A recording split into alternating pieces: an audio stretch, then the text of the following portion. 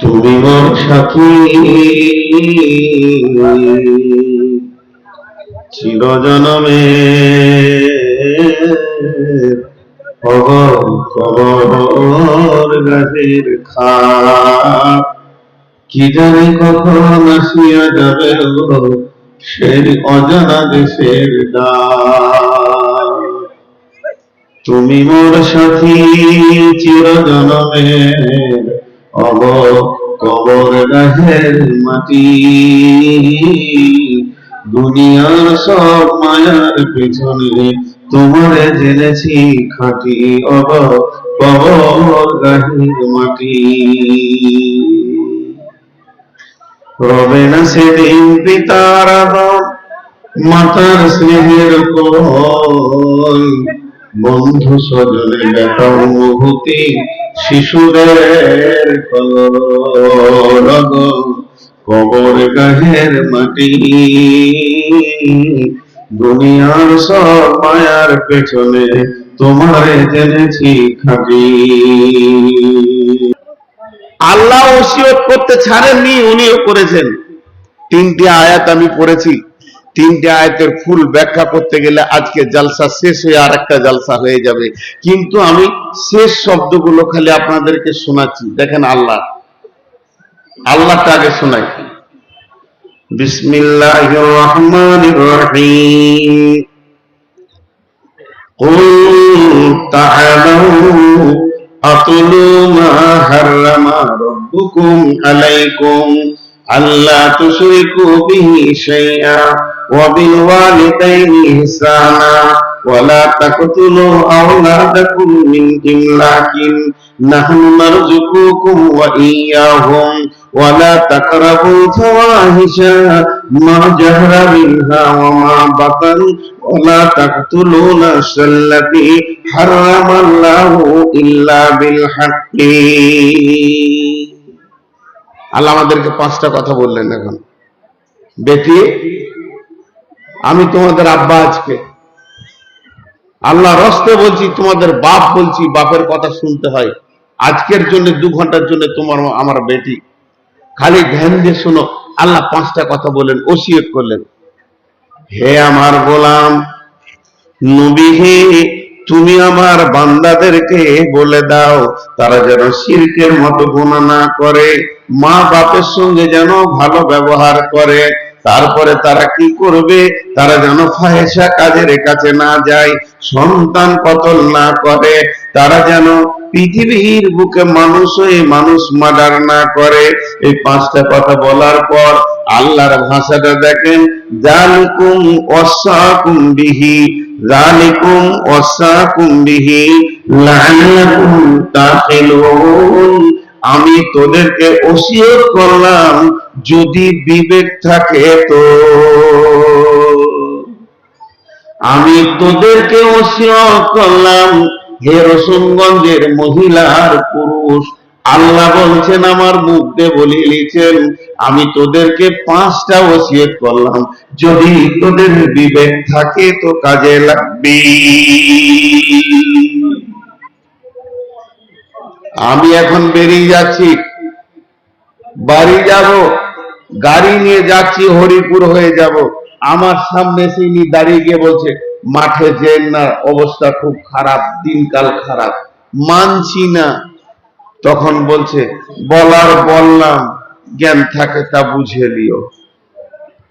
বললাম, তোমাকে মারবো না, বাঁধবো না, আমি মুরব্বী, তুমি আমার বাইরের মেহমান, আমি যেটা বলার বলে দিলাম, জ্ঞান থাকে তা বুঝে লিও। আল্লাহ ওইটাই বললে, তোমরা খবরদার শিরক করবে না, মা বাপকে কষ্ট দেবে না, ফাহেসা কাজের কাছে যাবে না, আর মানুষ হয়ে মানুষ মার্ডার করবে না, নিজের সন্তানকে কতল করবে না। এই পাঁচটা কাজ করিও না, যদি করো তো বিপদ, না করো তো রাস্তা ক্লিয়ার আছে। না, আল্লাহ বলছেন না তোদেরকে জবরদস্তি বলছি করবি না, হালকা করে বলছেন, যালিকুম ওয়াসাকুম বিহি, যালিকুম ওয়াসাকুম বিহি লাআল্লাকুম তাকিলুন। আমি তোদেরকে বলার বলে দিলাম, যদি তোদের বিবেক থাকে তো বুঝে নিবি। আল্লাহ ওসিয়ত করলেন, তোদের কোন বংশ রে? এই তোর বাপের নামটা বলতো, ফেসবুকে দিব বল, শোনে লজ্জা সরম বলে কিছু না, কমন সেন্স হয়ে গেল, সমাজ বুঝে না। বুঝে নিবি যদি তোর বিবেক থাকে। একটা গেল, আমি ছোট ছোট করছি, এগুলো ফুল ব্যাখ্যা করতে গেলে এই 5 ঘন্টা ব্যাখ্যা চলে যাবে।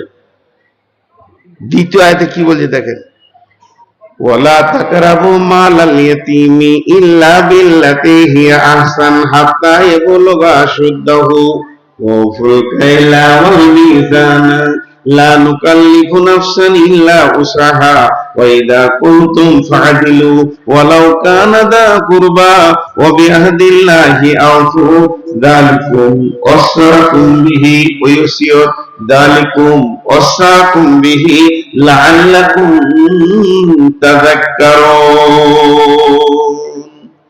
প্রথম আয়াত আল্লাহ বললে তোর বিবেক থাকে তা বুঝবি। এই আয়াত আবার আল্লাহ কি বলছে, এতিমের মালের কাছে যেও না, কাউকে দাঁড়িতে কম দিও না, বেশি নিও না, কোরআনকে অসম্মান করিও না, বিচারে বসে মিথ্যা কথা বলবে না, আর যা তুমি ওয়াদা করবে তা পূরণ করবে, আল্লাহর হুদুদকে পূরণ করবে।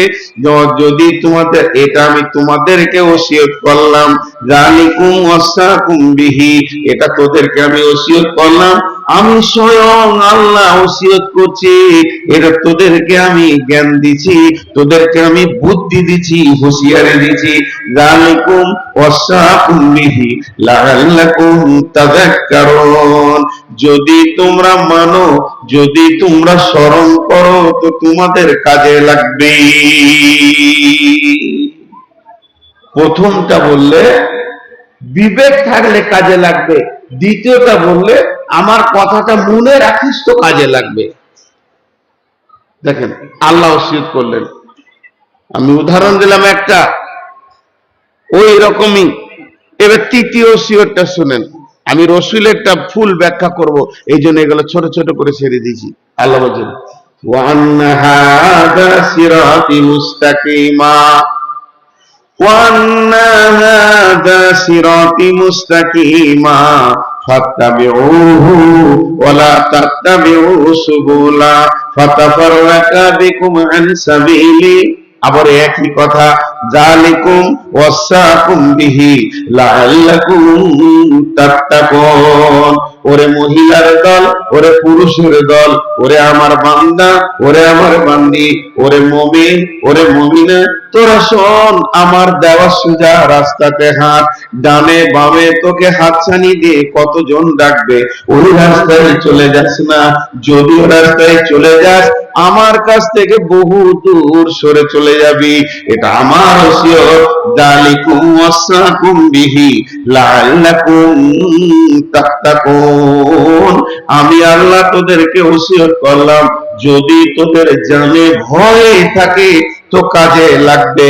প্রথমটা বললো বিবেক থাকে তো কাজে লাগবে, দ্বিতীয়টা বললো মনে রাখলে কাজে লাগবে, তোর স্মরণ থাকলে কাজে লাগবে, আর তৃতীয়টা বললো যদি তোর ভয় থাকে তাহলে কাজে লাগবে।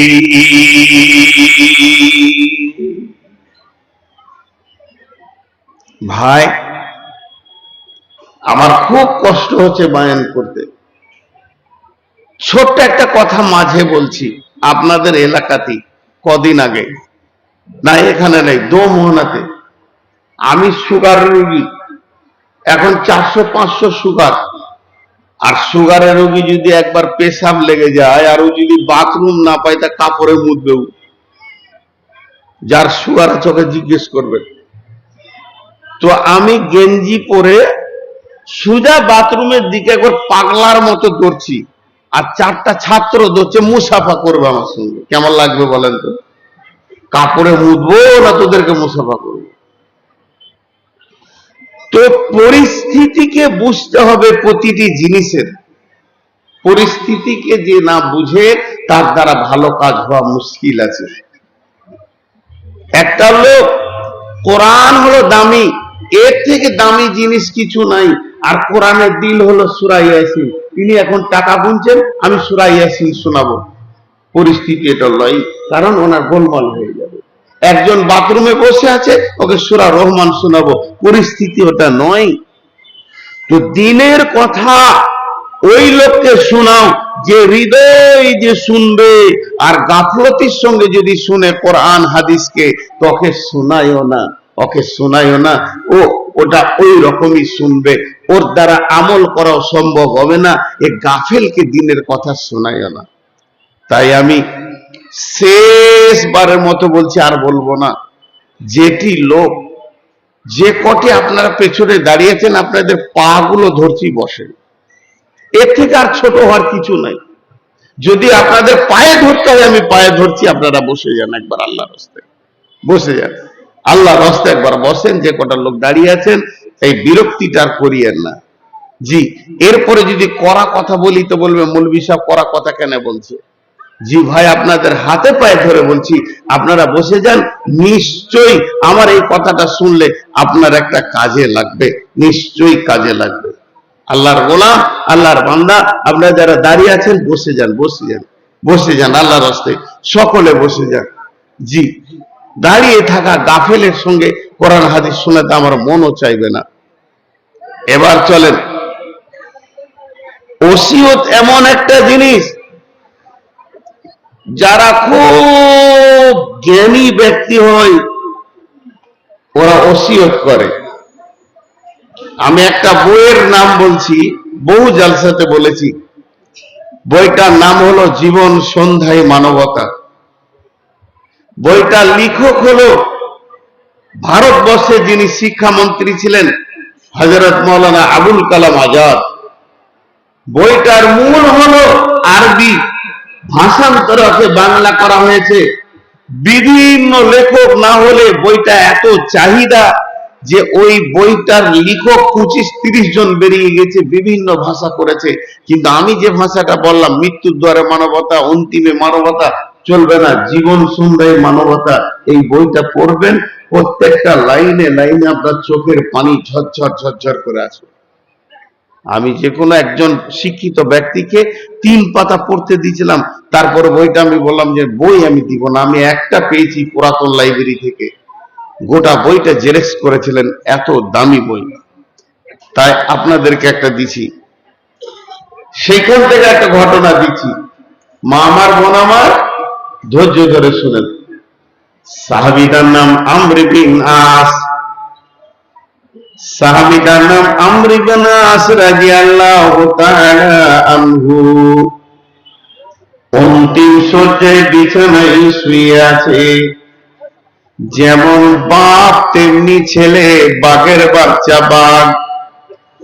আমর বিন আস ছেলেকে বলল, বাবা, আমার সাথে সকাল সন্ধ্যা যারা সময় কাটিয়েছে তাদেরকে আমাকে ডেকে দাও। আমার অধীনস্থে যারা কাজ করেছে ওই লোকগুলো আমাকে ডেকে দাও। আর আমার বন্ধু বান্ধব মহল যাদের সঙ্গে আমি লেনদেন করেছি ওই লোকগুলোকে ডেকে দাও। এই বিছানায় পড়ে আছে ওই সাহাবী হযরত আমর বিন আসের একটা অভ্যাস ছিল, অভ্যাসটা ভালো করে সবাই শুনলেন। হে আমার বেটিরা, কান করে শুনলেন কি অভ্যাস ছিল। ও যদি একবার শুনে নিত, এই রসুনগঞ্জে কিংবা পাটনাতে কিংবা মালিয়রে কিংবা শামসিতে কোনো একটা লোক মনুষ্য অবস্থায় পড়ে আছে, এই মরবে মরবে হয়ে আছে, ওই লোকটার কাছে গিয়ে ও দিন আর রাত কাটাতো। যখন মরবে খালি ওকে একবার জিজ্ঞেস করবো মওতটা কেমন লাগছে, মওতের মজাটা কেমন, মওত তোমাকে কি যাতনা দিচ্ছে, মওত থেকে তুমি কি পাচ্ছ, এটা জিজ্ঞেস করব। শুধু এটা জিজ্ঞেস করার জন্য ওখানে গিয়ে বসে থাকতো। যখন মানুষটা হাত পা উপরের দিকে তুলে দিত, চোখের ছানি পড়ে যেত, আজরাইল এসে যেত, জোরে জোরে শ্বাস নিচ্ছে কিন্তু পাচ্ছে না, এবার মওতের পালা পড়েছে। ওই সময় আমর বিন আস ওই লোকটাকে বলতো, ভাই তুমি একবার বলো, একবার বলো, একটা শব্দ বলো, তুমি যে চলে যেত তো মওত তোমাকে কেমন লাগছে। কিন্তু কোন লোক ওকে বলতে পারেনি আর কারো কাছ থেকেও শুনেনি মদটা তিতা না মদটা মিঠা, মদের যাতনাটা কেমন কারো কাছ থেকেও পায়নি। লোকটা মরে যেত তখনই নিজের কপালে এরকম নিজে মারতো, হায় আমরে বিন আস রে, তুই 3টে দিন এখানে কাটালি, 24টা ঘন্টা কাটালি, ওর পেছনে সময় দিলি, কিন্তু যে কাজে এলি তোর সে কাজ হলো না। লোকের মত তুমি শুনতে যেছো, কিন্তু তোমাকেও ওই মতটা চিখতে হবে। সেই দিন তুমি বুঝে নিবে স্বাদ, তোমাকে স্বাদ লোকের কাছ থেকে নিতে হবে না। যেদিন তুমি চিখবে সেদিন তুমি বুঝে নিবে যে মতের কি স্বাদ। সেই ঘটনা ঘটেছে। আমর বিন আস শরীরের পরিস্থিতি দেখছে আর আমি থাকবো না, আমার জীবনে এবার শেষের দিকে। তাই বেটাকে দেখে বলছে, বেটা বড় বিচক্ষণ শিক্ষিত ছেলে ছিল, দেখে বলছে, বেটা যাদের সঙ্গে আমি সকাল সন্ধ্যা খালি চায়ের দোকানে উঠা বসা গল্প করে কাটিয়েছি সেই আমার বন্ধু মহল, আর যারা আমার অধীনস্থে কাজ করেছে আমার হুকুম শুনেছে সেই লোক, আর আমার নিজের প্রিয় লোকদেরকে কাছে ডেকে দাও। বেটা ডেকে দিল। আমর বিন আস বলছেন, বেটা আমাকে বিছানা থেকে একটু উঠিয়ে বসিয়ে দাও, উঠার ক্ষমতা নাই। বেটা এমনি করে ধরে তুলে দিলেন আর 2 দিকে 2টি বালিশ দিয়ে দিলেন, ঠেস দিয়ে বসে চোখের পানিতে বলছে, হে আমার অধীনস্থ লোকেরা, ওরে আমার বন্ধু বান্ধব, যাদের সঙ্গে সকাল সন্ধ্যা কাটিয়েছি তারা, তোমরা একটা বার বলো তোমাদেরকে এখানে হাজির করার আমার উদ্দেশ্যটা কি? আমার উদ্দেশ্য একটাই, এখন আমার বিদায়ের পালা পড়ে গেছে, পৃথিবী থেকে বিদায় নিতে চলেছি, অন্তিম শয্যায় চলে এসেছি। আমার পূর্ব দিকে থেকে সূর্য উঠেছিল, পশ্চিম গগনে ডুবতে চলেছে, আমর বিন আস পৃথিবীতে থাকবে না, আমি চলে যাচ্ছি। তাই যাওয়ার আগে তোমাদের মুখ থেকে একটা শব্দ আমি শুনতে চাইছি, আমি আমর বিন আস কেমন লোক ছিলাম, তোমাদের কাছে কেমন ব্যবহার করেছি। সকলেই বলল, আপনি রসুলের সাহাবী, আপনার ব্যবহারে আমরা কষ্ট পাইনি, আপনি একটা ভালো মানুষ। লোক চলে গেল। বেটাকে বলছে, শুইয়ে দাও বেটা, আমাকে বালিশে শুইয়ে দাও। বেটা শুইয়ে দাও, শুইয়ে দিল। ছেলে খালি বলছে, আব্বা। বললাম বিচক্ষণ ছেলে। ছেলে বলছে, আব্বা আপনি যাচ্ছেন কোথায়? আপনি যাচ্ছেন কোথায়? শামসি, মালদা, রতুয়া, আপনি যাচ্ছেন আল্লাহর কাছে। এত হতাশ কেন? আপনার যাওয়ার ব্যাপারে এত হতাশ কেন? নিজেকে এত হতাশা ভাব দেখছি কেন? আপনাকে তো দেখে মনে হচ্ছে খুব হতাশ হয়ে গেছে। আমর বিন আস মুখে হাতটা দিয়ে ডুকরে কাঁদতে শুরু করে দিলেন আর বললেন, বেটা আমি রসুলের সাহাবী, কথাটা ঠিক, তুমি যে বলছো আমার নামের পাশে আছে রাদিয়াল্লাহু আনহু, এটাও ঠিক। বেটা তুমি যা বলছো সব ঠিক, কিন্তু জেনে না তুমি তো তোমার বাপকে চিনো না। তুমি এটাই জানো এটা আমার মায়ের স্বামী মানে আমার বাপ, এর রসে আমি জন্ম নিয়েছি মানে আমার বাপ। তোমার বাপ কেমন, তোমার বাপের ইতিহাস তুমি জানো না। বেটা বসে যাও, বিদায় কালে তোমাকে একটা ওসিয়ত করে যায়, তোমার বাপের পরিচয়টা তোমাকে আমি দিই। তোমার বাপের জীবনের 3টি স্তর পার হয়েছে, 3টি ধাপ পার হয়েছে, 3টি সেকশন পার হয়েছে। নাম্বার 1, আমার মতো পৃথিবীর বুকে রসুলের দুশ্মন কেউ ছিল না। আমি তলোয়ার নিয়ে খালি ঘুরে ঘুরে বেড়াতাম, কখন নবীজিকে পাবো কেটে টুকরো করে দিব।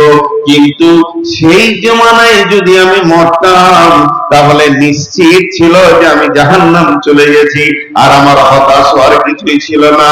কিন্তু যেদিন আমি কালেমা পড়লাম, রসুলের হাতে হাত দিয়ে মদিনাতে আনাম, আমি হাতটা আগে বাড়ালাম, রসুল তারপরে বাড়ালেন। আল্লাহ নবী যখন আমার দিকে হাতটা বাড়ালেন, আমি হাতটা টেনে নিলাম। নবীজি বলেন, আমর বিনাশ রে, তুমি মক্কা থেকে মদিনা এলে ইসলাম কবুল করার জন্য, তুমি আগে হাত বাড়িয়েছো, পরে আমি হাত বাড়িয়েছি, আর যখনই আমি হাত বাড়িয়েছি তুমি হাতটাকে কেন টেনে নিলে? আমর বিনাশ টুকরে কেঁদে উঠলো, কাঁদার পর বলছে, ইয়া রাসূলুল্লাহ, আমার গুনাহ ঢেরি লেগে আছে, আমি পাহাড় গুনাহ করেছি, সেই গুনার ব্যাপারে আমি অনেক টেনশন ফিল করছি, অনেক চিন্তায় রয়েছি। এটা নিশ্চিত হওয়া পর্যন্ত আমি কালেমা পড়বো না। কারণ হচ্ছে আমি জীবনে আপনার মাথা দেওয়ার জন্য যত সময় লাগিয়েছি অতটা সময় দিনের উপরে লাগাইনি। বেটারে এই কথা যখন বললাম, রসুল আমাকে উল্টো বললো, আমরা বিনাশরি, পৃথিবীতে তিনটে আমল আছে মানুষের গুনাহগুলোকে ধুয়ে মুছে একদম সাফ করে দিয়ে মাসুম বাচ্চা বানিয়ে দেয়। এক নম্বর হলো যখন কোনো মানুষ হজ করে, হজটা যদি মাবরুর হয়, কবুল হয়ে যায়। দুই নম্বরে হলো মানুষ যখন ঈমান বাঁচানোর জন্য দেশান্তর হয়ে যায়, এক জায়গা থেকে রসুলগঞ্জ থেকে জমি জায়গা বিক্রি করে বর্তমান মদিনা চলে যাবে ঈমান বাঁচানোর জন্য, তো এই দিনের গুনাহ মাফ হয়ে যাবে। তিন নম্বর হলো যখন কোন বেঈমান নতুন করে কালেমা পড়বে, যেদিনও কালেমা পড়বে তার পূর্বের গুনাহ মাফ হয়ে যাবে। বেটারে যখন আমাকে নবীজি আমার গুনাহের ব্যাপারে নিশ্চিত করে দিলে, আমি কালেমা পড়লে আমার পূর্বের গুনাহ মাফ। হে বেটা, আমি রসুলের হাতে হাত দিয়ে বললাম, আশহাদু আল্লা ইলাহা ইল্লাল্লাহু ওয়া আশহাদু আন্না মুহাম্মাদান আবদুহু ওয়া রাসূলুহু। বেটা, আমার মতটা যদি তখন হয়ে যেত তাহলে আমি নিশ্চিত ছিলাম যে আমি জান্নাত পেয়েছি। তাহলে প্রথম জীবনে জাহান্নামের কাজ করেছি, দ্বিতীয় জীবনে আমি জান্নাত পেয়েছি। তারপরে নবীজি চলে গেলেন, আবু বকর চলে গেলেন, ওমর চলে গেলেন, এখন আমার মত হতে চলেছে। আমি কি অবস্থায় আছি নিজেকে বুঝতে পারছি না। বেটারে, ওই যে কাঠের বাক্স তোমার জন্য সম্পদ রাখা আছে, ওটা গ্রহণ করবে, আমার লাশ কবরে নিয়ে যাবে, কিন্তু কোন ভাড়াটিয়া মহিলাকে কাঁদার জন্য নেবে না। একটা একটা একটা একটা করে ওসিয়ত করছে, আর আস্তে আস্তে চোখ ভিলার দিকে চলে গেছে। বেটা তখন বলছে, আব্বা, আপনি অনেক ব্যক্তির কাছে গেছেন তাদের মতের স্বাদটা শোনার জন্য, এখন আপনি আপনার বেটা বসে রয়েছি, আমি একজন যোগ্য বেটা বসে রয়েছি। আব্বা, আপনি যে মরছেন, এই মরার স্বাদটাকে একবার বলতে পারবেন? আমর বিনাশ বলেছিলেন, বেটা, এখনো তো আমি মৃত্যুর দরজায় পৌঁছাই নাই, তবে ওই রাস্তায় আমি হাঁটছি, আমাকে আল্লাহকে রাস্তায় হাঁটাচ্ছি, হয়তো বা অল্প সময় আমার মত হয়ে যাবে। এখন আমার কি অবস্থা শোনো। মনে হচ্ছে যে একটা জীবিত পাখিকে গরম তেলে ছাড়া হয়েছে, মনে হচ্ছে জীবিত মানুষের চামড়াকে খালানো হচ্ছে, মনে হচ্ছে আমার পায়ের নিচে মাটি নাই, আসমানেও কিছু নাই। আর এখন তোর বাপের আল্লাহ, তোর আল্লাহ তোর বাপকে এতদিন নাক দিয়ে নিঃশ্বাসের ব্যবস্থা করেছিল, এই অবস্থায় এখন আমি একটা ছুঁচের ছিদ্র দিয়ে নিঃশ্বাস নিচ্ছি। বেটা, আমার শ্বাস কষ্ট হচ্ছে। এই কথা বলার পরে পরে কিছুক্ষণ পরাম দেবী না পৃথিবী থেকে চলে গেলেন।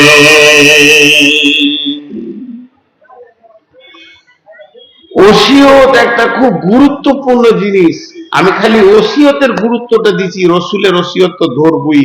আল্লাহ নিজে ওসিয়ত করেছেন। একটা উদাহরণ দিব খালি, তারপরে হাদিসে চলে যাব। উদাহরণ দিব,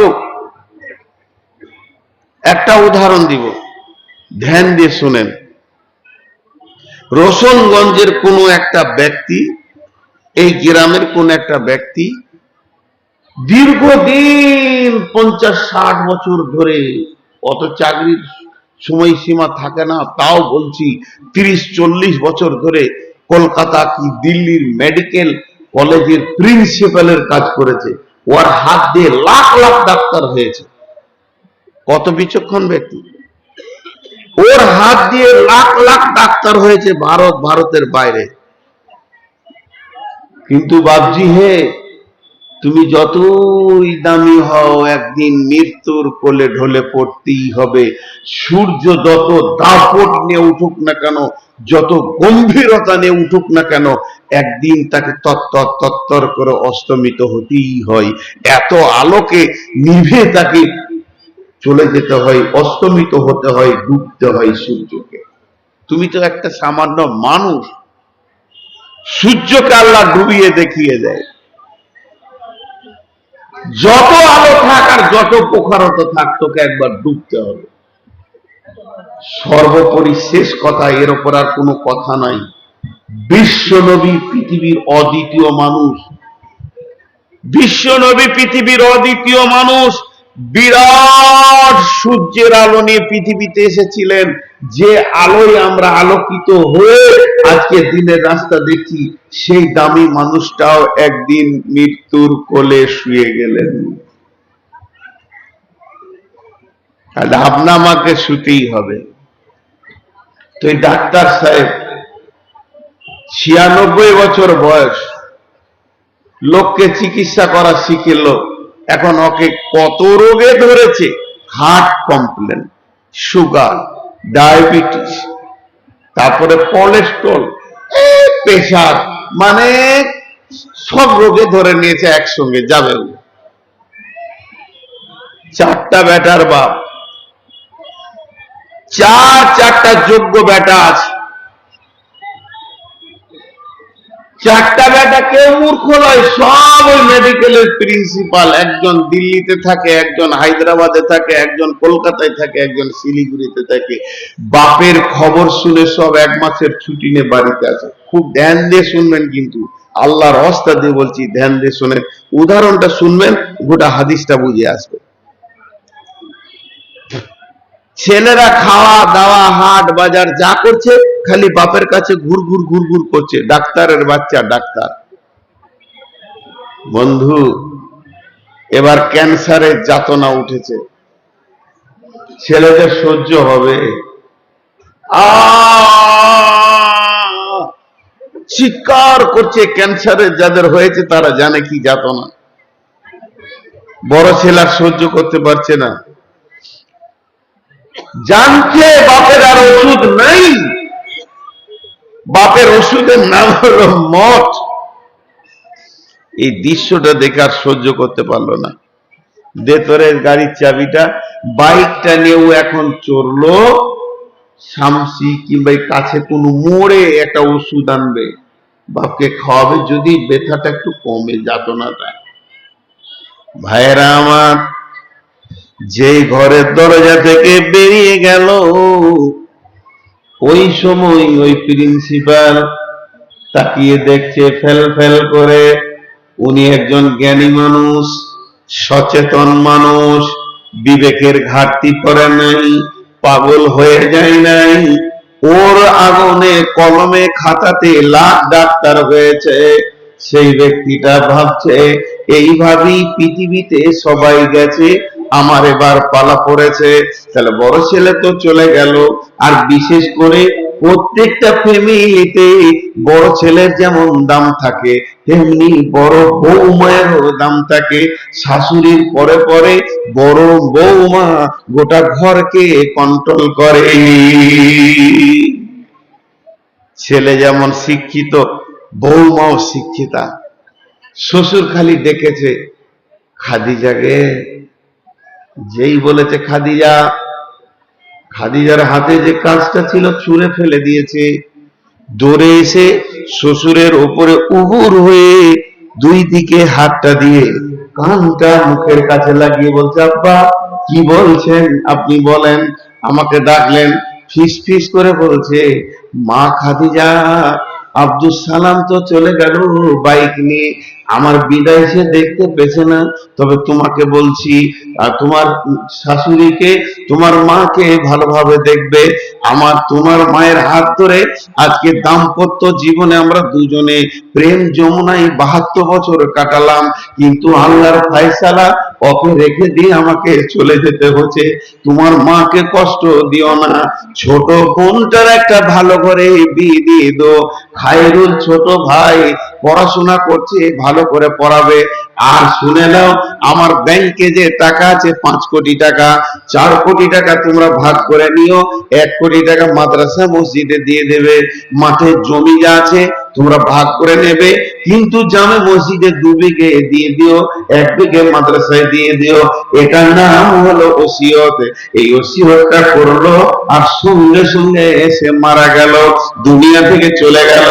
আর কথা বলার ক্ষমতা নাই, আর ওসিয়ত করার ক্ষমতা নাই। এদিকে বেটা ঠিক গিয়ে ওষুধের দোকানে উঠেছে, আর পেছন থেকে মোবাইলটা বেজে উঠেছে। ছোট বেটা ফোন ধরিয়ে দিয়েছে, বলছে বড় ভাই কোথায় আছেন? বলে আমি এইমাত্র ফার্মেসিতে পৌঁছালাম। সঙ্গে সঙ্গে ছোট বলছে ভাইয়া ওষুধ নিতে হবে না, ওষুধের আর প্রয়োজন নাই, যে দেশে রোগ নাই আব্বা সেই দেশে চলে গেছে, আব্বাকে আর ওষুধের দরকার নাই। কানতে কানতে ফিরে এলো, নিজেকে মনে মনে বলছে খালি নিজেকে, হায়রে হতভাগা, বাপের বিদায়টা দেখতে পেলি না রে হতভাগা। বাপ যে বিদায় হলো সেটা নিজের চোখে দেখতে পেলি না। যে ঘরের দরজায় ঢুকছে অমনি একজন বলছে তোমার আব্বা তোমার বিবিকে অর্থাৎ খাদিজাকে কি বলেছে? কি বলেছে ওইটা খাদিজা জানে, আর কেউ জানে না। তখন বিবিকে হয়েছে, তখন সঙ্গে সঙ্গে বিবিকে কাছে ডাকলে, বিবি এদিকে, আমার আব্বা কি বলেছে বলো। আমি হতভাগা থাকতে পেলাম না, আমার বাপ কি বলেছে আমাকে একবার শুনিয়ে দাও। এবার একটা একটা করে শোনালো। মাকে কষ্ট দেওয়া যাবে না, ছোট বোনের ভালো করে বিয়ে দিতে হবে, ছোট ভাই পড়বে, এই টাকা দান করবে, এই জমি দান করবে, এইটা করবে। ছেলে পুঙ্খানো ভাবে সেগুলো মেনে নিল। অমনি আপনারা আর একটা কথা, আমি এই যে হাদিসটা পড়েছি, ছেলেটা যেভাবে মেনে নিল বাপের ওসিয়তটা, ওই রকম মাইমুনিল আউরিদি বলে একটা সাহাবী আছে। এই সাহাবীটা বলছেন ইয়াইজু রাসূলুল্লাহ সাল্লাল্লাহু আলাইহি ওয়াসাল্লাম, হে বিশ্ববাসী রে, হে জগৎবাসী রে, ওরে মুসলমানের দল, ওরে মুমিন মুমিনের দল, ওরে রাসূলের উম্মত, ভালো করে শুনে নাও। আমাদের নবী তিনি 5টা জিনিস বলে গেছে। আমাদের নবী বলে গেছে, হে পৃথিবীর মানুষ, আমি বলে যাচ্ছি, রসুলগঞ্জের আজকে সভাতে যতজন বসে আছে শুনে নাও। বিশ্ব নবী বলেছেন 5টা জিনিসকে নিয়ামত মনে করো। এটা আমি তোমাদেরকে ওয়াজ করছি, এটা তোমাদেরকে নসিহত করে যাচ্ছি। আর ওই জিনিসটা যদি একবার হাত ছাড়া হয়ে যায়, একবার যদি তোমার কাছ থেকে চলে যায়, তারপরে যদি তুমি মাথা ঠুকে ঠুকে কিয়ামত পর্যন্ত কাঁদো, আর চোখের পানিতে যদি মসজিদকে নদী বইয়ে দাও, আর মাথা ঠুকে ঠুকে যদি মসজিদকে খাল করে দাও, আর এই করতে করতে যদি কিয়ামত হয়ে যায়, দ্বিতীয় চান্স আর পাবে না, পাবে না, পাবে না। আল্লাহ নবী বলছেন, হে আমার উম্মত, 5টা এমন জিনিস আছে রে, তুমি জীবনে একবার পাবে, 2বার পাবে না।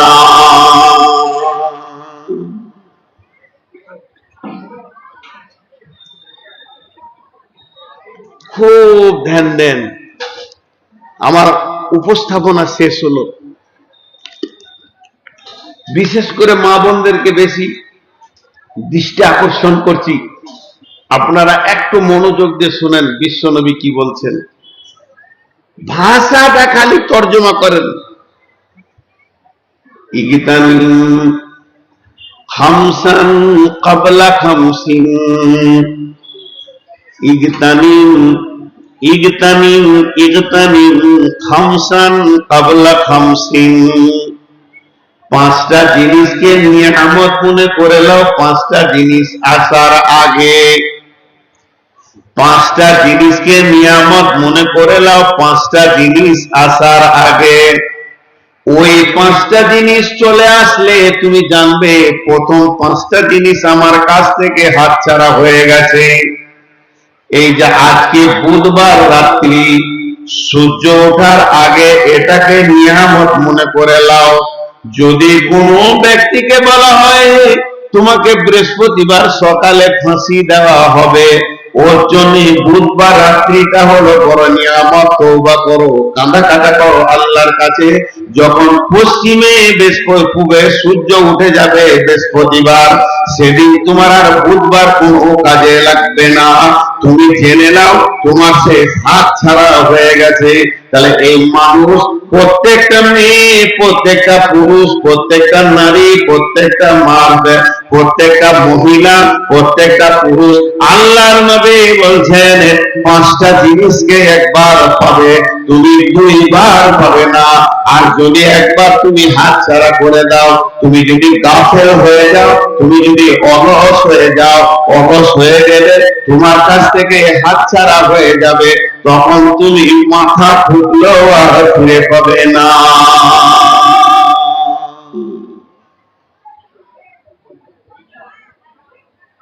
অলসতা একটা রোগের নাম। ক্যান্সার এখন তো ওষুধ হয়ে গেছে,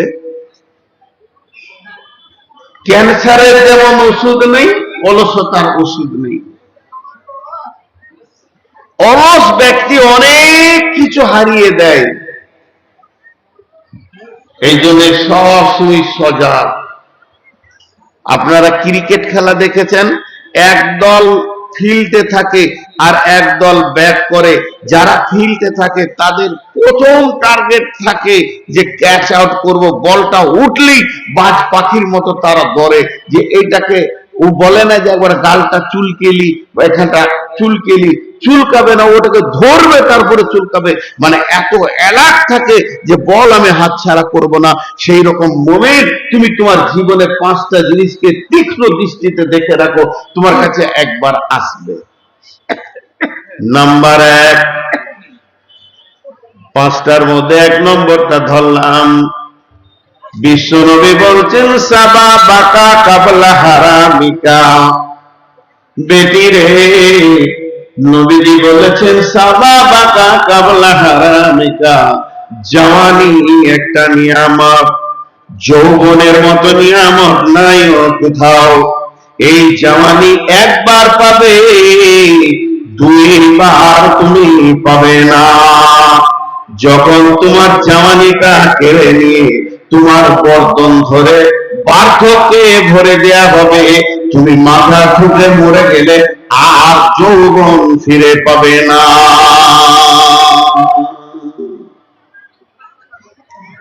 জন্ম নেওয়ার পর যৌন ক্ষমতা থাকে না, শিশুদের যৌবন নাই, উত্তাল নাই, চেতনা নাই। শিশুদের যৌবন নাই, উত্তাল নাই, চেতনা নাই। তাতে পুরুষ হোক চাই মহিলা হোক, যখন তার ঠিক বয়স হয়ে আসবে তখনই তার যৌন উত্তাল। এই বন্ধ করবি, তুই বন্ধ করবি, তুই বন্ধ করবি, এই তুই বন্ধ করবি, তুই বন্ধ কর। চারবার তুই আমাকে ডিস্টার্ব করেছিস।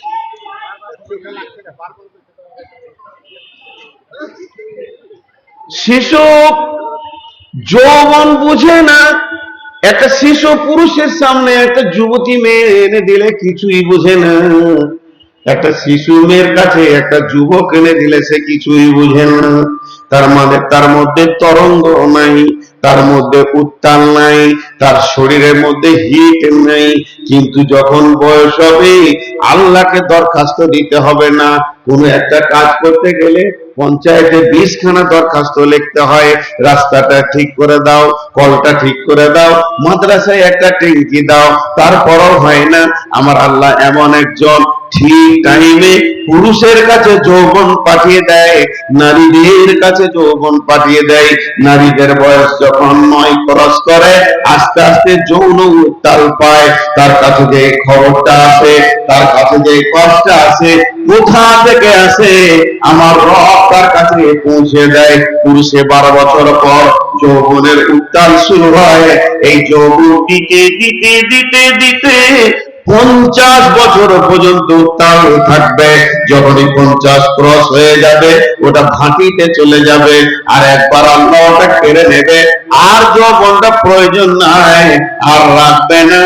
কারণ 65 বছরের মানুষ, সে তার সন্তান হলে সন্তান মানুষ করা, লেখাপড়া কিছুই করতে পারবে না, সে নিজেকে নিয়ে ব্যস্ত থাকবে। যৌবন একবার কেড়ে নেওয়া হবে। তখন যদি কোন মানুষ চিন্তা করে আমি আল্লাহর কাছে কাঁদবো, আর একবার 18 বছরের যুবক যুবতী হব, আল্লাহর নবী বলেন পশ্চিম কালো হবে না রে উম্মত। আল্লাহর রাসূল বলেছেন সাবাবাকা কাল্লাহামিকা, জওয়ানি যেদিন কেড়ে নেওয়া হবে, বাক্যতে ভরে দেওয়া হবে, সেই দিন তুমি জওয়ানির মজা বুঝবে। কোন জিনিস আল্লাহ কেড়ে নিল রে? তবে যতদিন যৌবন আছে তুমি কাজে লাগিয়ে নাও, নচেত একদিন তোমাকে এই যৌবনের ব্যাপারে পস্তাতে হবে।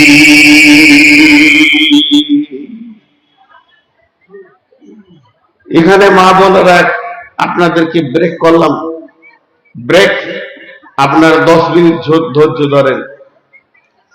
আল্লাহর কিরকম কারিশমা এতে সূরা ফাতিহাতে আছে রব্বিল আলামিন। জি, আলহামদুলিল্লাহি রব্বিল, কথা বলেন না কেন? আলহামদুলিল্লাহি রব্বিল আলামিন। তিনি সারা পৃথিবীর রব। একটা রবের সামান্য অংশ দেখাচ্ছি। আমাদের দেশে, আপনাদের দেশে জামা কাপড় সেলাই করাকে কি বলেন? দর্জি, টেলার। পৃথিবীতে এদের মতো ওয়াদা কেউ রাখতে পারে না। এত অ্যাকুরেটি ওয়াদা রাখে। বলবে যদি আপনি কাপড়টা দিয়ে বলেন যে আমার ছোট ভাইয়ের বিয়ে সামনে বুধবার, মঙ্গলবার দিয়ে দেবো, ওই 3 বুধবার পার করে দেবে। ওর ছেলে পিলে হবে তখন জামা পাবেন। এ হলো এদের ওয়াদা। কিন্তু আমার আল্লাহ, ভাইরা আমার, তিনি কেমন রব! তিনি সারা পৃথিবীকে পালনেওয়ালা। একাই তেনার গ্যারেজ চলছে। যদি এখানে একটা গ্যারেজের ইঞ্জিনিয়ার বসানো হয়, একটা ইঞ্জিনিয়ারকে চেয়ার দেওয়া হয়েছে, 20টা মিস্ত্রি 20খানা গাড়ি খুলে দিয়েছে হুন্ডা কোম্পানির। সমস্ত মিস্ত্রিকে বলছে সব গাড়িগুলোকে রেডি কর। একে বলছে তোর কি হয়েছে? বলছে কার্বোরেটর নষ্ট হয়ে গেছে, এলিমেন্ট নাই, লাইলন নাই, পিস্টন নাই, নজেলটা খারাপ হয়ে গেছে। আর কি খারাপ হয়েছে? ওই রিং খারাপ হয়েছে। 20টা মিস্ত্রি কাজ করছে, একে হুকুম করলো তুই এটা কর, তুই এইটা কর, তুই এইটা কর, তুই এইটা কর, তুই নজেলটা লাগা, তুই নজেলটা চেঞ্জ করে দে, লাইলনটা চেঞ্জ কর, পিস্টনটা রেখে দে, তুই পিস্টন চেঞ্জ কর, লাইলন রেখে দে। এতগুলি মাত্র 20টা গাড়ি কাজ করছে। এক কাপ চা খেতে খেতে ইঞ্জিনিয়ার ভুলে গেছে কোনটার কি কাজ। জিজ্ঞেস করবে তোকে কি বলেছিলাম? কিন্তু আমার রব কেমন! 2টা জিনিসে বুঝেলেন। সারা পৃথিবীর যত মহিলার পেটে বাচ্চা আছে আল্লাহর গ্যারেজ চলছে। কারো আঙ্গুল ফিট হচ্ছে, কারো চামড়া ফিট হচ্ছে, কারো মাংস ফিট হচ্ছে, কারো হাড্ডি ফিট হচ্ছে, কারো চোখ ফিট হচ্ছে, কারো আবার আজকে প্রথম কেবল বাচ্চা ধরেছে, ডেলিভারি ডেট কারো হয়ে গেছে, ঠিক টাইমে ডেলিভারি দিচ্ছে। এবং গোটা বডিটা এত সুন্দর করে বানাচ্ছে। এটা মহিলার বডি, এটা পুরুষের বডি। এর হাতগুলো মজবুত হবে, মহিলার হাতগুলো পাতলা হবে, মহিলার পাটা ছোট হবে, পুরুষের পাটা বড় হবে। আল্লাহ একটা গ্যারেজ একাই চালিয়ে যাচ্ছেন তিনি। কোটি কোটি মহিলার পেটে বাচ্চা আল্লাহ একা নয় চাচ্ছেন, দ্বিতীয় কাউকে জিজ্ঞেস করে না। শুধু এমনি মানুষের পেটে নয়, এরকম বাঁদরের পেটে, এরকম গাধার পেটে, এরকম ঘোড়ার পেটে, গরুর পেটে, পৃথিবীর যতগুলো ফিমেল আছে এমনি করে শুনেলেন। এদিকে গাধার পেটে কোনোদিন গাধার পেটে গরুর বাচ্চা হবে না, গরুর পেটে কোনোদিন কুত্তার বাচ্চা হবে না। আল্লাহ কিভাবে সব রিজার্ভমেন্ট করে রেখেছে। ওই রকম ডিমের ভেতরে এটা কাকের ডিম, এটা কোয়েলের ডিম, এটা টিয়ার ডিম, এটা ময়নার ডিম। নটটা লাল হতে হবে, দোয়েলের নটটা কালো হতে হবে। টিয়ার সঙ্গে দোয়েলের কোনোদিন ঠোঁট গরমেল হবে না। আল্লাহর গ্যারেজকে তিনি একাই চালাচ্ছেন সারা পৃথিবী। এমনি করে মানুষের পেটে, জানোয়ারের পেটে, শুধু তাই নয়, পাখি, হাঁস, মুরগি থেকে নিয়ে নদীর মাছের ডিমের পেটে, এটা মাগুর মাছের ডিম, এটা শোল মাছ হবে না, এখানে মাগুর মাছ হবে। সেটা বানাচ্ছেন কে? আল্লাহ। তেমনি আমার আল্লাহ সারা পৃথিবীতে কয়েকশো কোটি লোক আছে, কয়েকশো কোটি যুবক আর যুবতী তৈরি হয়েছে। নারীদের দেহে কোনোদিন পুরুষের যৌবন দেবে না, পুরুষের দেহে কোনোদিন নারীর যৌবন দেবে না। আল্লাহর গ্যারেজে এমন ক্যাপাসিটি, এমন ডেলিভারি, কোনোদিন পুরুষ নারীর যৌবন পাবে না, নারী কোনোদিন পুরুষের যৌবন পাবে না। এই মেল ফিমেল নেগেটিভ পজিটিভ রয়েছে। পুরুষের যৌবন হলো উত্তাল, পুরুষের যৌবন হলো উত্তাল, পুরুষের যৌবন হলো উত্তাল, নারীর যৌবন হলো চাপা, নারীর যৌবন হলো চাপা। আল্লাহ তাবারক ওয়া তাআলা দুই রকম যৌবন বানিয়েছেন। দিয়া নবীজি বলছেন, শাবাবাতা কাবলা হারামিকা। হে আমার উম্মত, এই উত্তাল যৌবন কোন কাজে লাগাবে? হে আমার মাহমুদা, মহিলা তোমরা চাপা যৌবনকে কোন কাজে লাগাবে? আল্লাহ তাবারক ওয়া তাআলা প্রত্যেক তোমার যৌবনকে কি কি কাজে লাগাবে মেজারমেন্ট করে দিয়েছে।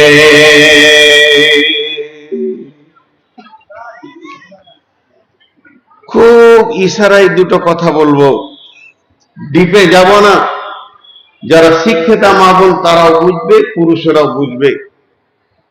পেট্রোল, এর কাছে আগুন আনলে ধরতে বলতে হয় না। পেট্রোল জানে ওটা আমার খাবার।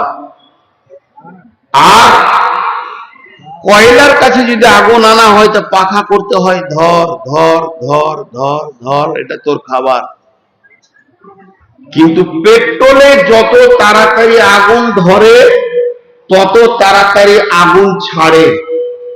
আর কয়লাতে যদি একবার আগুন ধরে দীর্ঘ সময় আগুন তাপ থাকে। তো মহিলাদের যৌবন হলো কয়লার মতো চাপা, পুরুষের যৌবন হলো পেট্রোলের মতো উগ্র। পুরুষকে তৈরি হতে বলতে হয় না, এই সৈন্য প্রয়োজন যখন এর হয় দৃশ্য চোখে আসলেই তৈরি হয়ে যায়। এটা পুরুষের যৌবন। এবার এই যৌবনটা কি জন্য আল্লাহ দিয়েছেন? যৌন চরিতার্থ করতে। স্ত্রীর সঙ্গে মেয়েদেরকে দিয়েছে যৌন চরিতার্থে মেতে থাকতে, স্বামীর সঙ্গে না অন্য কাজ আছে? আল্লাহ বলছেন, বিসমিল্লাহির রহমানির রহিম, ফাইদা কুদিয়াতিস সালাতু ফান্তাসিরু ফিল আরদি ওয়াবতাগু মিন ফাদলিল্লাহি ওয়াযকুরুল্লাহা কাসীরান লাআল্লাকুম তুফলিহুন। মা বোনেরা, মা বোন আমার, 10টা মিনিট আমাকে ছেড়ে দেন। আগে উত্তাল যৌবনটা কোন কাজে লাগাবে আমি কোরআন থেকে এদেরকে বলে দিই। যুবকের দল কান করে শুনেন। বিশ্ব নবী বলছেন, হে আল্লাহ বলছেন, হে যুবকের দল, তোমাদের পৃথিবীতে 2খানা ডিউটি দিয়েছি, করা ডিউটি। এটা যৌবন কাল ছাড়া এই ডিউটি করা কারো সম্ভব হবে না। আর এই যৌবন কালে যদি এই ডিউটি না করো, বার্ধক্যে তোমার দ্বারা করা সম্ভব হবে না। বিসমিল্লাহির রহমানির রহিম। التائبون العابدون الحامدون السائحون الراكعون الساجدون الآمرون بالمعروف السائحون الآمرون بالمعروف والناهون عن المنكر والحافظون لحدود الله والحافظون لحدود الله وبشر المؤمنين।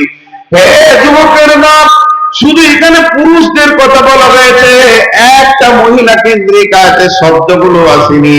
আল্লাহ তাবারক ওয়া তাআলা বলছেন, যুবকের দল, তোমাকে মোষ দিয়েছি কেন? পুরুষের অলংকার কি?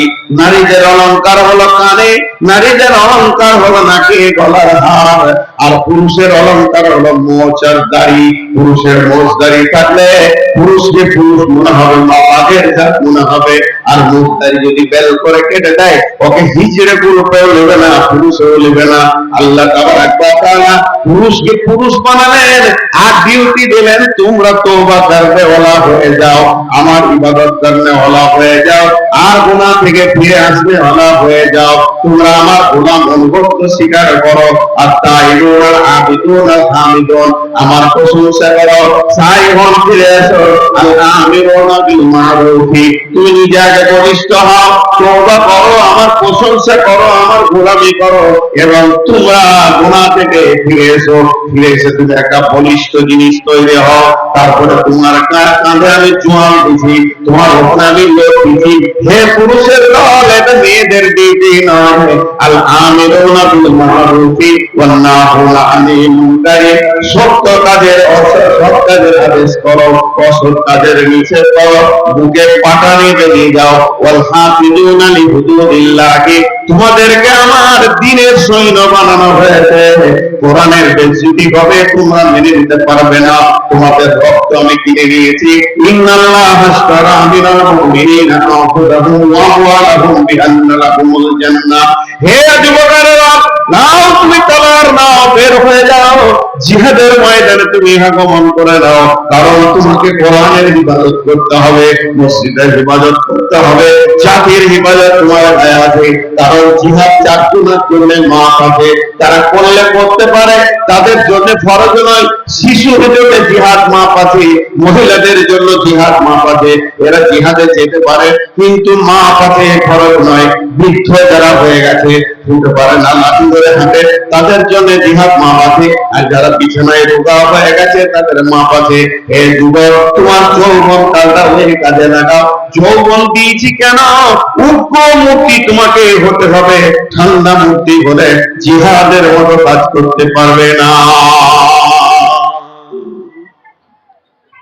একটা মজার কথা জিজ্ঞেস করি আপনাদেরকে, কোন কারণে কারোর সাথে এখানে কোন একটা ছেলের সাথে আমার কথা কাটাকাটি চলছে, কোন কারণে, এটা উদাহরণ দিচ্ছি। ছেলেটাও দুটো বাজে কথা আমাকে বলেছে, তখন আমি রেগে গিয়ে বলছি, থাপড়ে তোর দাঁত ফেলে দিব, কি ভেবেছিস তুই? ও চিল্লেছে। এখন সভাতে যারা আছে মাদ্রাসাওয়ালা আমাকে মেহমান মনে করে, আমাকে ধরে বলছে, আপনি চুপ করেন, ওটা দেখছি। কিছু লোক এসে বলবে, মৌলবি মানুষ তাও রাখছে গো, মৌলবি দিকে রাখতে হয়, বলবে কি বলবে না?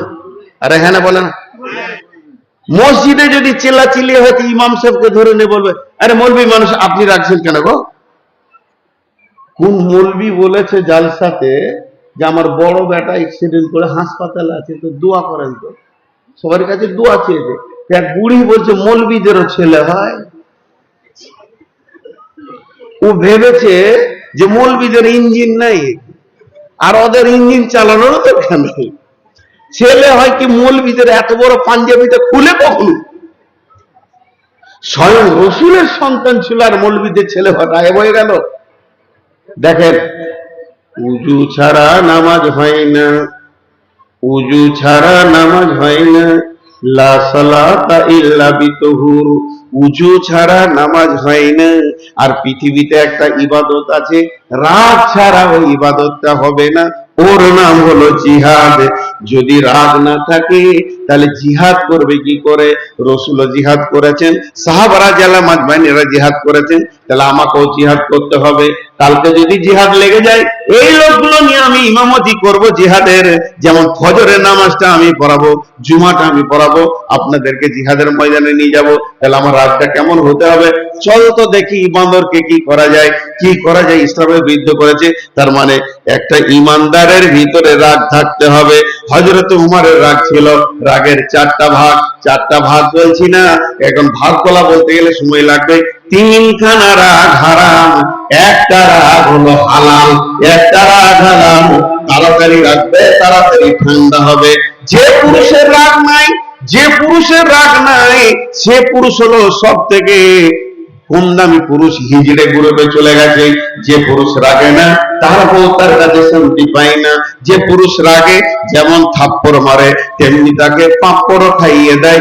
ওই পুরুষের কাছে বিবি শান্তির জীবন কাটায়। তার মানে যে পুরুষ মারতে জানে সে প্রেম দিতে জানে, না হলে যে মারতে জানে না তার কাছে প্রেম নাই, আলো নাই। অতএব বন্ধুরে, পুরুষের অলংকার হলো রাগ। আপনার মেয়েকে যদি আপনার জামাই দুটো চর মারে, শুকরিয়া করবেন, ভালোবাসে বলেই চরটা মেরেছে, আবার নিশ্চয়ই ও দামি খাবার খাওয়াবে, এর জন্য রাগ করবেন না। পুরুষের অলংকার হলো রাগ। এর জন্য আল্লাহ তাবারক ওয়া তাআলা বলেন, পুরুষের দল, তোদেরকে আমি জিহাদের ডিউটি দিলাম। একটা গেল। 2 নম্বর ডিউটিটা কি? যৌবন কালে বিসমিল্লাহির রহমানির রহিম। এ বাপ, এ বাপ, আমার নাম নবাব, কিছুরই নাই অভাব, ভিক্ষা করা স্বভাব। তোর ওই বাইরে বাইরে ভিক্ষা করছে, করে দাঁড়িয়ে আছে, যা যা ভিতরে যাচ্ছি না। পাগলাকে বক্তা লাই কেন? পানি খাই, দাঁড়া, ওই পানি খাবেন নাকি? যে করে দাঁড়িয়ে আছে, আমার মাথা কাজ করছে না। ওরা মানুষ না ছাগল? মানুষ না ছাগল? এখন তো আমাকে রাগ লাগছে। তো কে বসতে বলবে? কেন বলবো? আমার বলাটা কি কম হয়ে গেছে নাকি? যথেষ্ট। তো বললাম কি, পুরুষের দ্বিতীয় ডিউটি হচ্ছে ইনকাম করা। ইনকাম করা ফরজ না সুন্নত? জোরে বলেন, ফরজ না সুন্নত? ইনকাম করা ফরজ। কতটা ফরজ? জোহরের নামাজ, আসরের নামাজ, মাগরিবের নামাজ, এশার নামাজ, ফজরের নামাজ যেমন ফরজ, 5 ওয়াক্তের নামাজ ফরজ, যেমন হালাল উপার্জন করা ফরজ।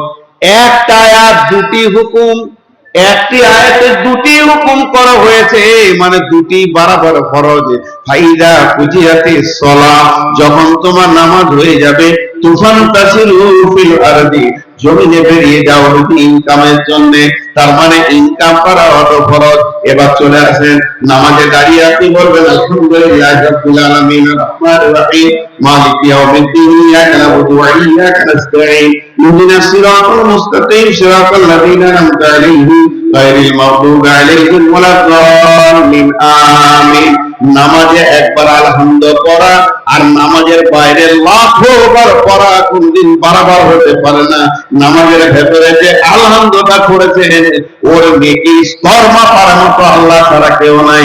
তেমনি নামাজের ভিতরে আপনি আলহামদুলিল্লাহ পড়েছেন, কুলহু পড়েছেন, সুবহান রাব্বিয়াল আযীম, সুবহান রাব্বিয়াল আলা, যত তাহিয়াত লেগে থেকে দরুদ পর্যন্ত যতগুলো জিকির আজকাল আপনি করেছেন, যে পরিমাণ নেকি পাবেন।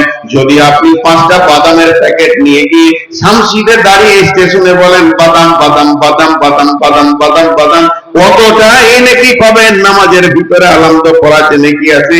হালাল উপার্জন করতে গিয়ে যতক্ষণ আপনার জবান চলবে, খরিদ্দারের সঙ্গে কথা বলবেন, টাকা লেনদেন করবেন, মাল দেখাবেন, কতটাই নেকি পাবেন বন্ধুরা আমার। তার কারণ হলো নামাজ যেমন ফরজ, হালাল উপার্জন করা ওই রকম ফরজ। পুরুষের ইনকামের দায়িত্ব। তাহলে 2টা দায়িত্বের কথা বললাম। এরা কি ইনকাম করতে চলবে নাকি? এখনই উঠে রাতে কোথায় যাবেন বাবজি? সকালে করবেন ইনকাম, বসে। তো ধ্যান দেন আমার দিকে। 2টা ফরজের কথা বললাম, বিস্তারিত আর আমি গেলাম না। এবার বলেন, পুরুষের যৌবনটাকে এত নাজুক করলো কেন আল্লাহ? এখনই উগ্র, এখনই ঠান্ডা, বেশিক্ষণ পুরুষ থাকতে পারে না, এখনই উগ্র, এখনই ঠান্ডা, এরকম আল্লাহ বানালেন কেন? তাহলে আল্লাহর উদ্দেশ্যটা কি? আল্লাহর আসল উদ্দেশ্য হচ্ছে পুরুষ জিহাদের ময়দানে থাকবে, পুরুষ থাকবে ইনকামের ময়দানে, চেন্নাই কেরল চলে যাবে, আর কোথাও চলে যাবে, সৌদি চলে যাবে, কাজের ময়দানে থাকবে, স্ত্রীর কাছে পড়ে থাকবে না। মেয়েদের যেমন চাপা যৌবন, ওই যৌবনটা যদি পুরুষকে আল্লাহ একবার দিয়ে দিতেন, আল্লাহ যদি দিতেন কোন পুরুষকে, ও একবার বিছানায় শুলে বেলা 12টার আগে বিছানা থেকে উঠতো না। দোকান খুলবে কখন, ডেলিগেশনারি করবে কখন, মার্কেটে যাবে কখন, জমি চাষ করবে কখন, ও তারা জিহাদ হবে না, লম্বা হয়ে পড়ে থাকবে। তার মানে একে দেওয়া হয়েছে চট করে তুমি বিবির সঙ্গে কাজ সেরে নাও, আবার জিহাদের ময়দানে চলে এসো। যদি বিবির সঙ্গে কাজ সারতে গিয়ে 3 ঘন্টা তোমার লেগে যায়, তুমি সৈন্যের দল, তোমার দ্বারা জিহাদ হবে না। তাহলে ওই কাজটা আসল নয়, ওটা টুক করে সেরে নিতে হবে।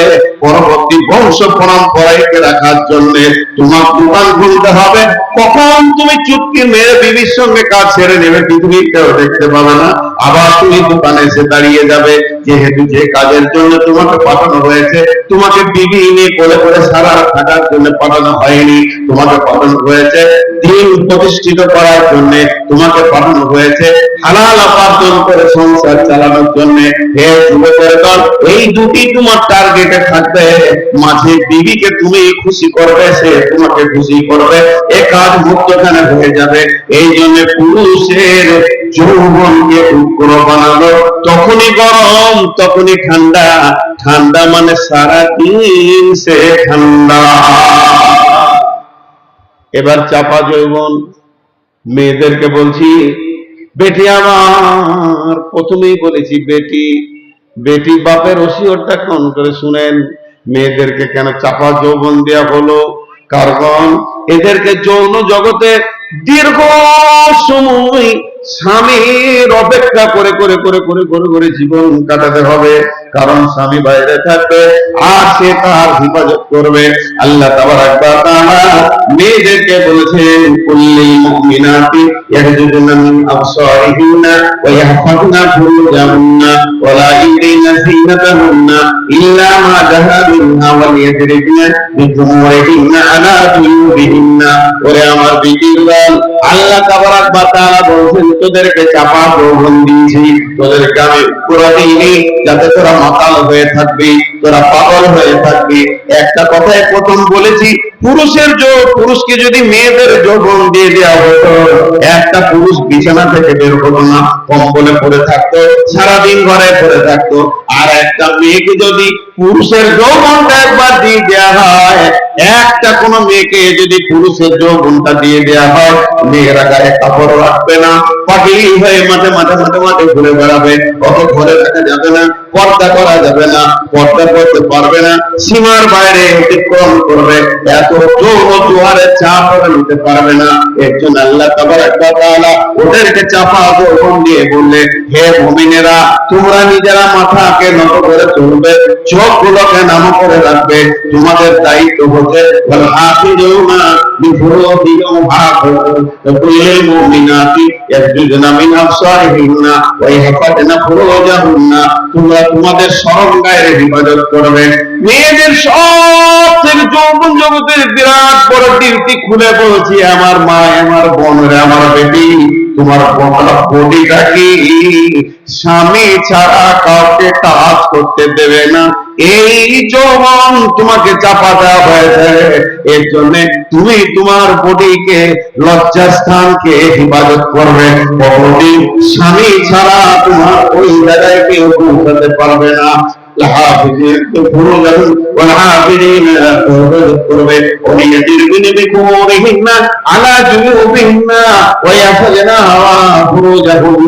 তোমরা তোমাদের উর্মিকে মাথার উপর দিয়ে দাও, কলাগুলোকে ঢেকে তুমি সুন্দর করে দাও, নিজেকে ঢেকে নাও, পর্দা হয়ে যাও। পৃথিবীর কোন পুরুষ তোমাকে দেখে যেন উত্তাল জায়গায় না পৌঁছায়।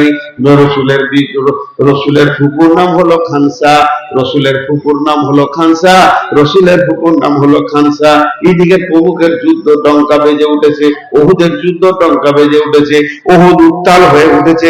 খানসা 4টা বেটাকে নিয়ে কি বলছে? নিজের বেটাকে বলছে, মা আমার, বেটি আমার, আমি হয় আপনাদের বাপ, না হয় আপনারা আমার মা, আমি আপনাদের পেটে জন্ম নিয়েছি, মা রে কেমন মেয়ে দেখেন, বেটাকে ডেকে বলছে, বেটা রে, তোদের চারটা বেটার সামনে আমি একটা মেয়ে দাঁড়িয়ে আছি, পরিচয়টা আগেলে, তোরা চারজন আমার পেটে জন্ম নিয়েছিস, আমি তোদের চারজনকে জন্ম দিয়েছি, আর তোদের চারজনের আমি হলাম মা। তাহলে তোদের মাটা কেমন, যার পেটে তোরা ছিলি সে পেটটা কেমন, যার পেটে তুই ছিলি সে পেটটা কেমন। আর শুধু তাই নয়, এ বেটা কান করে শোন, যে মেয়েটার দুধ তোরা গোটা চুষে চুষে খেয়েছিস ওই মেয়েটা কেমন, তোদেরকে বলে দি, কান করে শুনলে, আমি যতদিন তোর নানা মামার কাছে ছিলাম, কথাটা বোঝার জন্য কেটে কেটে বলছি, আমি যতদিন তোর নানা মামার কাছে ছিলাম ততদিন আমার জন্য তোর নানা মামার সমাজে অপমান হয়নি। আর পরশন, যেদিন তোর আব্বা মহারানা দিয়ে আমাকে তোর নানা মামার কাছ থেকে নিয়ে চলেছে তুই তোর বাপের ঘরে, যেদিন তোর বাপ আমাকে তুলে নিয়ে চলে এসেছে, বডিটা তোর আব্বা হালাল করে নিয়েছি, এই বডির চামড়া দেখে পৃথিবীর কোন পুরুষ আনন্দিত হতে পারেনি, তার মানে আমাকে কেউ দেখেনি। এরকম একটা পর্দাশীলা মেয়ের পেটে জন্ম নিয়েছি বাবা, এর দুধ খেয়েছি, যা ওদের প্রান্তে যা কোরআনকে বাঁচাতে হবে। তার মানে মা আমার, বোন আমার, মেয়েদের যৌবনের প্রথম ডিউটি হতে নিজের শরীরকে হেফাজত করা এবং পর্দাশীলা হয়ে যাওয়া এবং নিজেকে হেফাজত করা। স্বামী ছাড়া তোমাকে কেউ ব্যবহার করবে না।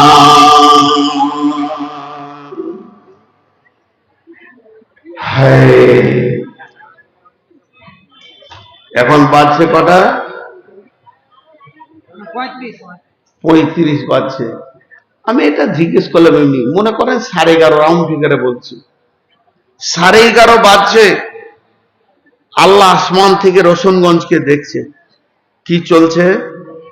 11:30 কি চলছে? নূর মোহাম্মদ বক্তব্য রাখছে, আল্লাহ আমাকে চেনেন, তার ফেরেশতা চেনেন। আর কি আছে? কমিটির কটা লোক বসে তারা টাকা পয়সা হিসাব করছে। কি আছে? কয়েকজন আল্লাহর প্রেমিক, হৃদয়বান, আল্লাহর প্রেমিকা, হৃদয়বান নারী পুরুষ মাইন্ডটাকে মন দিয়ে শুনছে, আর বাকিগুলো কি করছে? মেলাতে ঘুরছে। রেপোর্ট চলছে আল্লাহর কাছে। এমন একটা সেকেন্ড নাই যে সেকেন্ডে কলম চলছে না। হে মা, হে বোন, আপনার আমার জীবনে যেন হারাম জায়গায় কলমটা না ঘষা যায়। এটা যৌবন কাল। আল্লাহর নবী কি বলছেন? আল্লাহর নবী বলছেন, নারী পুরুষকে মিলিয়ে বলছেন হাদিসটা, বিসমিল্লাহির রহমানির রহিম, সাবাতুন ইদুল্লাহুমুল্লাহু ফি দিল্লিহি ইয়াউমুল লা দিল্লা ইল্লা দিল্লুহু, ইমামুন আদিলুন, শাবুন নাশা ফি ইবাদাতিল্লাহি।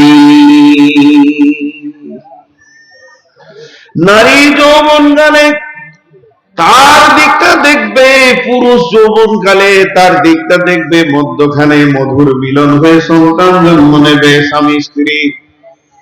বিশ্বনবী কত বড় ফায়দা দিয়েছেন।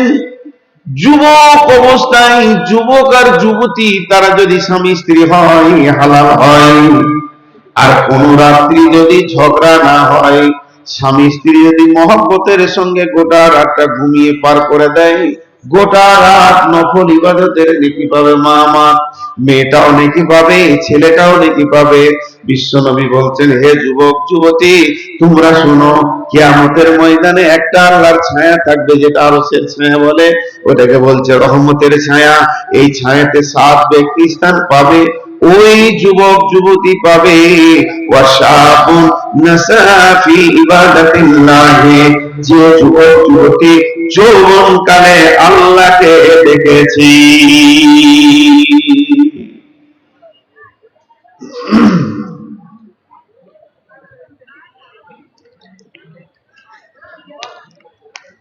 খালি এরা রেকর্ড করে,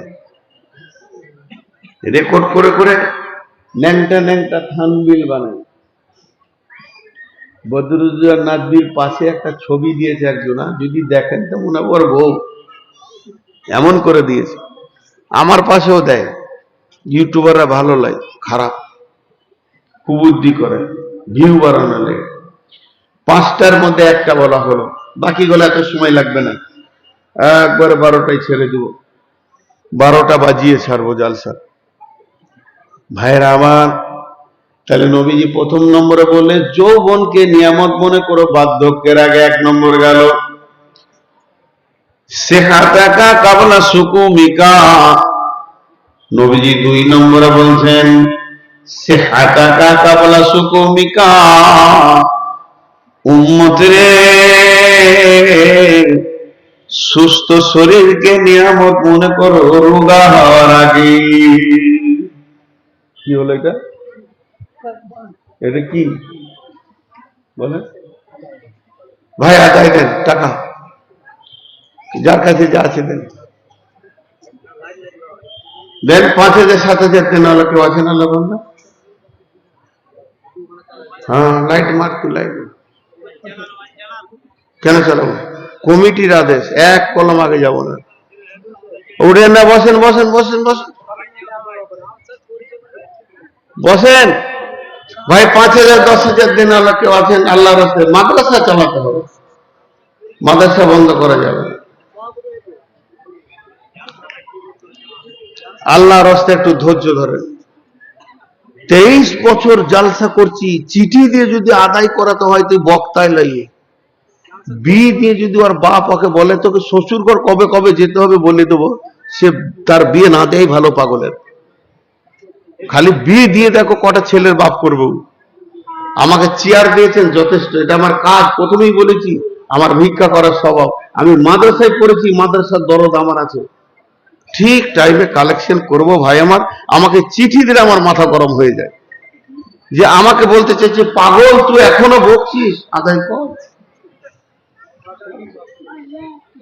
হায় আল্লাহ, আফসোস কোথা রাখবো। বিশ্ব নবী বলছেন সেহাতেকা কাবলা সুকুমিকা, হে মা আমার, বোন আমার, যে টাইমটা আপনার অসুখ হবে, আমার অসুখ হবে, জ্বর হবে, সর্দি হবে, ঠান্ডা লাগবে। রোগ 2 রকম, একটা হলো ডিজিটাল, একটা হলো নরমাল। ডিজিটাল মানে আজকে আমার জ্বর হয়েছে, 3 দিন বিছানায় পড়ে আছি, আবার আমি সুস্থ হয়ে গেলাম, এরকম রোগ আছে, সুস্থ আছে। যখন তোমার রোগ হবে তখন তোমার সুস্থ জীবনটা নিয়ামত, কিন্তু রোগ যখন এসে যাবে সুস্থ জীবনটা তুমি মনে করো হাতছাড়া হয়ে গেছে। আবার একটা হলো নরমাল রোগ, যেমন আমাকে ডায়াবেটিস, সুগারে ধরেছে, এই রোগ কোনদিন ভালো হবে না। আজরাইল আসা পর্যন্ত এই রোগ যতজন আছে সুগারে থাকবে। পৃথিবীর সমস্ত ডাক্তার বলেছে ওষুধ খাবেন ভালো থাকবেন, ওষুধ ছাড়বেন ঘাটির দিকে চলে যাবেন। মানে একটা খরস্রোত নদীতে উজান টানার মতো সুগারের জীবন। যখনই আপনি হাত পা ছেড়ে দেবেন ঘাটির দিকে চলে যাবেন, আবার আপনি উজান টানবে তো একটু আগে বাড়বেন। এটা হলো আল্লাহর নবী বলছেন এই শরীরটা যখন তোর চলে আসবে, মসজিদ যেতে পারবি না, ঘরে বসে নামাজ পড়বি, দাঁড়িয়ে পারবি না, বসে পড়বি, বসে পারবি না, শুয়ে পড়বি, কিন্তু জেনে নে উজু করতে পারবি না, তায়াম্মুম করবি, এমন একটা তো রোগ তোকে ধরবে রে। ওই দিনটা ভেবে চিন্তে তুই কাজ করবি, জানে সেহাতিকা কাবলা সুকুমিকা। তবে রোগ হচ্ছে আল্লাহর নিয়ামত, রোগ হচ্ছে আল্লাহর নিয়ামত। যদি আল্লাহর বিরুদ্ধে কোনো কথা না বলা হয়, আল্লাহ তুমি আমাকে সুগার দিলে কেন, আমাকে ক্যান্সার দিলে কেন, এই কথা যদি কেউ না বলে ধৈর্য ধরে নেয়, আর যদি মত হয় কঠিন কিয়ামতের দিনে ওকে প্রাইজ দেওয়া হবে। একটা মহিলা এসে বললেন ইয়া রাসূলুল্লাহ আমার জন্য দোয়া করে দেন, আমার বিড়ি হয়েছে, আমি বড় কষ্ট পাই। নবীজি বললেন দেখো আমি যদি দোয়া করে দিই তোমার রোগটা ভালো হয়ে যাবে, কিন্তু জেনে নাও রোগটা ভালো হয়ে গেলে তুমি প্রাইজ পাবে না। তখন বললেন ইয়া রাসূলুল্লাহ আমি শুনেছি আমার যখন রোগ উঠে যায় তখন আমি নাঙ্গা হয়ে যায়, আমার শরীরে কাপড় সরে যায়, আপনি দোয়া করে দেন যেন শরীরে কাপড় না সরে, আমার রোগ থেকে যায়, আমি প্রাইজ দিয়ে নেব। তারপরেও বিশ্ব নবী বলতেন সেহাতিকা কাবলা সুকুমিকা, হে আমার উম্মত, যেদিন তুমি বিছানায় পড়ে যাবে মসজিদ যেতে পারবে না, সেই দিন তুমি জেনে নেবে সুস্থ শরীর কত বড় নিয়ামত, অতএব সুস্থ শরীর হলো নিয়ামত। রোগ আসার আগে অতএব যখন শরীর তোমার ঠিক থাকবে, 5 ওয়াক্তের নামাজ মসজিদে হাজিরি মারো, তাহলে হবে কি, যেদিন তুমি বিছানায় পড়ে যাবে ওই দিন তোমাকে ওই মেজারমেন্টে লিখিয়ে দেওয়া হবে।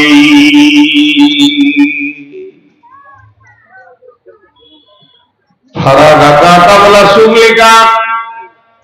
3 নম্বর হলো বেনামিতে 100,000 টাকা করিয়াছে দান, আরো 500 টাকা বলা তোমার হে দান, গ্রহণ করি মালা তুমি রহমান, যে নিয়তে যে হাসাতে করিয়াছে দান, কবুল করি মালা তুমি মেহরবান। ভাই যার কেউ থাকেন দেন, আল্লাহ রাস্তে দেন, জাযাকাল্লাহ হায়াকাল্লাহ বারাকাল্লাহ। আরো 200 টাকা দান এসেছে, কবুল করো মেহরবানি আল্লাহ। 100 টাকা দান, এ আল্লাহ তুমি কবুল করে নাও, এই দানকে তুমি গ্রহণ করো, এদেরকে তুমি জান্নাত নসিব করো। মায়ের নামে দেন, বাপের নামে দেন, 2 টাকা 2 টাকা করে দেন, অনেকক্ষণ চলবে। জাযাকাল্লাহ হায়াকাল্লাহ, জাযাকাল্লাহ হায়াকাল্লাহ বারাকাল্লাহ, আলহামদুলিল্লাহ, জাযাকাল্লাহ। আল্লাহ তুমি তোমার বান্দাদেরকে সুবিধা দেন, জলদি জলদি রব্বুল আলামিন। নিশ্চয়ই তোমার বান্দারা তোমাকে ভালো বলে। 5,000 আছে, মাশাআল্লাহ। কি নাম হয়? লুৎফর রহমান। 5,000 টাকা দান, কবুল করো তুমি মেহরবান, দানকে মালা তুমি করিও কবুল, মাফ করে দিও মালা জীবনেরই ভুল, পার করে দিও তুমি পুরসরাতের গোলামি। আল্লাহ তুমি 500 টাকা করিও কবুল, মাফ করে দিও মনে দিও কবুল, অগফুদা দয়া মনে তুমি দয়া করো। মাশাআল্লাহ, জাযাকাল্লাহ হায়াকাল্লাহ বারাকাল্লাহ, আলহামদুলিল্লাহ। এই দানকে তুমি করো না, জাযাকাল্লাহ হায়াকাল্লাহ বারাকাল্লাহ, আলহামদুলিল্লাহ, জাযাকাল্লাহ।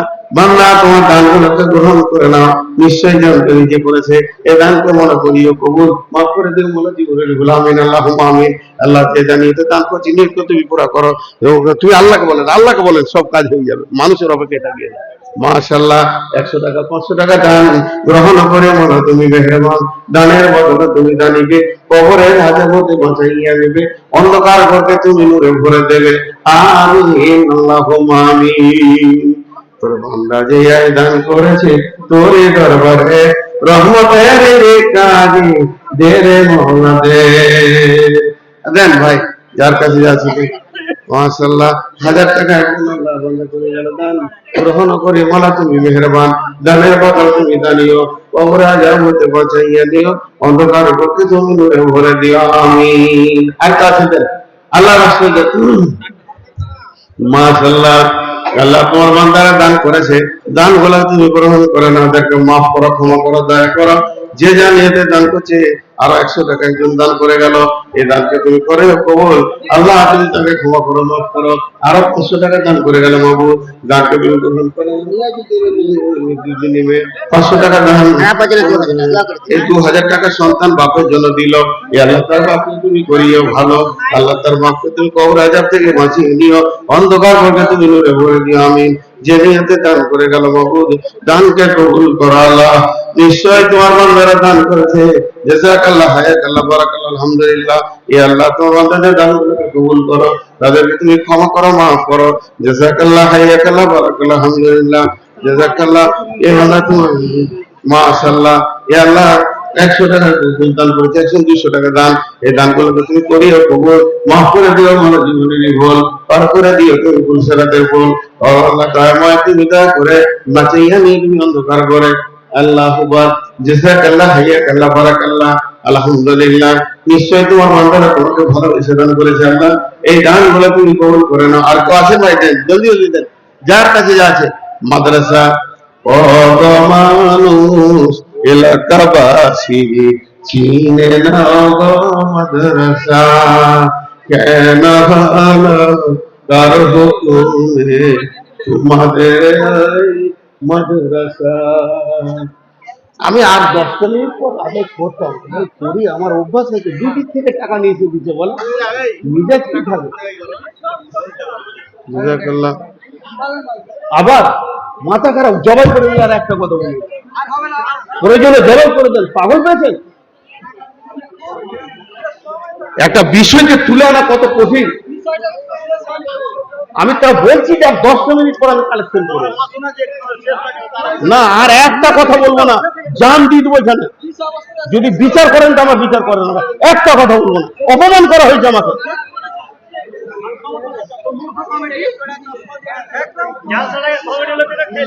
বলেন, আমি বলছি আর 10 মিনিট আমাকে বলতে দেন।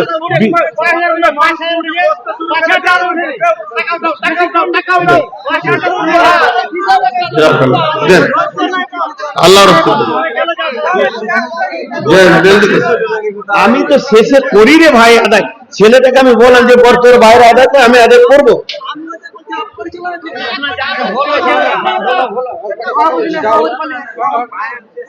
না। আমাকে আবার বলতে বলছি, আমি আরে বলবো না।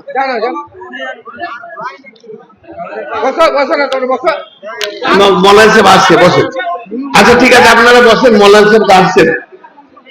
আর একজন যোগ্য আলেম আছে, এটা অস্বীকার করার কিছু নেই।